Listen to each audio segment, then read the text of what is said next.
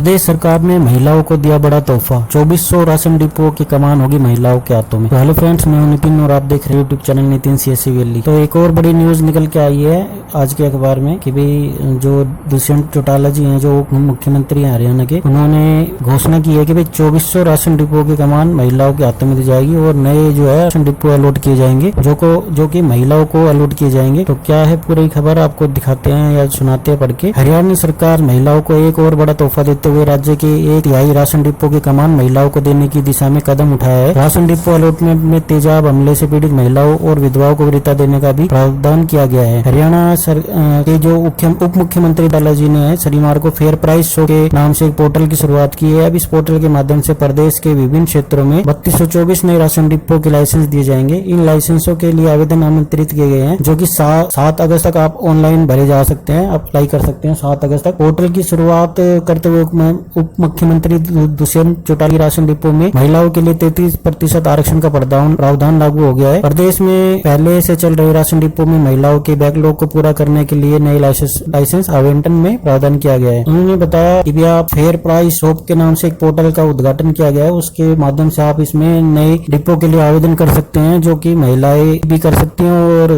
Gents भी कर सकते हैं। लेकिन मोस्टली जो वरीयता दी जाएगी वो लेडीजों को दी जाएगी। तो उसके लिए क्या क्या है और कहां से आप कर सकते हैं, उन्होंने बताया कि 7 अगस्त तक अंत्योदय सरल पोर्टल पर आवेदन प्राप्त किए जाने के बाद अगस्त माह में ही जिला स्तर पर छंटनी और चयन की प्रक्रिया पूरी की जाएगी और 1 सितंबर 2023 को नए डिपो धारकों की सूची जारी कर दी जाएगी। राशन डिपो की अलॉटमेंट की पूरी प्रक्रिया को पारदर्शी तरीके से पूरा किया जाएगा। उसके लिए क्या क्या योग्यताएं होनी चाहिए एक डिपो होल्डर को, जो लेडीज होगी उनको, वो भी बताया गया इसमें। राशन डिपो अलॉटमेंट के नियमों के अनुसार आवेदनकर्ता संबंधित वार्ड या गाँव का निवासी होना चाहिए, जिसकी उम्र 21 से 45 वर्ष के बीच हो। आवेदक की शैक्षणिक योग्यता कम से कम 12वीं पास होना चाहिए। आवेदक को कंप्यूटर का ज्ञान भी होना चाहिए। राशन डिपो अलॉटमेंट में तेजाब हमले से पीड़ित महिलाओं और विधवाओं को वरीयता देने का भी प्रावधान किया गया है। तो इसके अंदर जो शर्तें या कंडीशंस लगाई गई हैं कि भाई आवेदक जो है वो उसी वार्ड या गांव का निवासी होना चाहिए और उसकी उम्र जो 21 से 45 साल के बीच होनी चाहिए और उसको कम से कम 12वीं पास होना चाहिए और उसको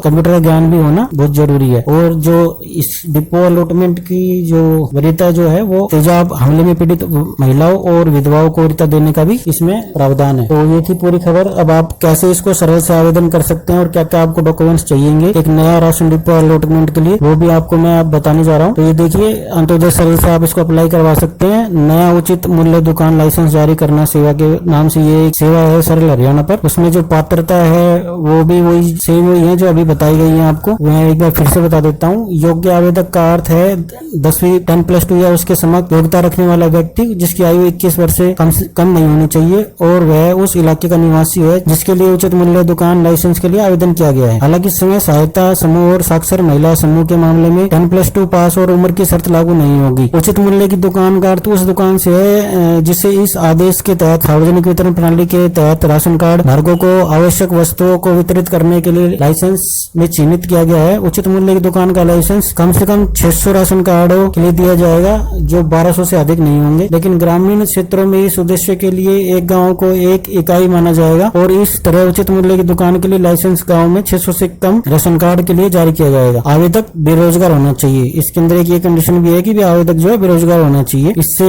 क्या लाभ है? उचित मूल्य की दुकान के मालिक को विभाग के निर्देशानुसार आवश्यक वस्तुओं के वितरण में पर कमीशन मिलता है। अब इसमें जो दस्तावेज की बात करें कि भैया आप कैसे इसको अप्लाई कर सकते हैं, तो इसमें देखिए काफी बड़ी लिस्ट दी गई है। मैं एक आपको पढ़ के बताता हूँ। भाई आपको सबसे पहले आपके पास में फैमिली आईडी होना अनिवार्य है, PPP जिसको बोलते हैं। उसके बाद में आपके पास आधार कार्ड होना अनिवार्य है। उस इलाके का निवासी जिसके लिए उचित मूल्य की दुकान के लाइसेंस के लिए आवेदन किया गया है। हालांकि स्वयं सहायता समूह और साक्षर महिला समूह जैसे समूह के मामले में 10+2 पास और उम्र की शर्त लागू नहीं होगी। आवेदक की उम्र कम से कम 21 साल होना चाहिए, उससे कम नहीं होना चाहिए। आवेदक की आर्थिक स्थिति अच्छी होनी चाहिए। आवेदक ग्रामीण क्षेत्रों में मौजूदा सरपंच, पंच और शहरी क्षेत्रों में MC, उप महापौर, महापौर का रिश्तेदार नहीं होना चाहिए। आवेदक के विरुद्ध कोई आपराधिक दीवानी मामला लंबित नहीं होना चाहिए, मतलब उसके अगेंस्ट में कोई कोर्ट केस नहीं होना चाहिए। किसी भी आवेदक को किसी भी आपराधिक दीवानी मामले में दोषी नहीं ठहराया जाना चाहिए। आधार कार्ड, परिवार के किसी सदस्य को अन्य FPS आवंटित नहीं किया गया हो, उनके परिवार में और किसी के पास में फेयर प्राइस शॉप नहीं होनी चाहिए। संबंधित BDPO द्वारा विधिवत अग्रसित आवेदक के पक्ष में पंचायत का जो है संकल्प होना चाहिए। जो जिस भी एरिया में वो अप्लाई कर रहा है वो उनका